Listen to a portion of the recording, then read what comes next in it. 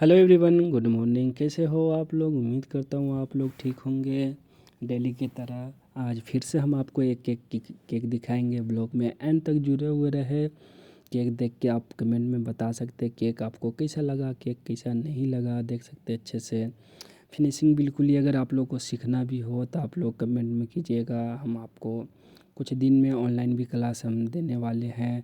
ये mix fruit है, आया हुआ था। ये हमारे स्क्वायर में ओनर का ही केक था शायद। ये हमारे एक कस्टमर का आया हुआ था। फिर ये हमारे काउंटर का केक है। देख सकते हैं केक काफ़ी ज़्यादा है इसमें।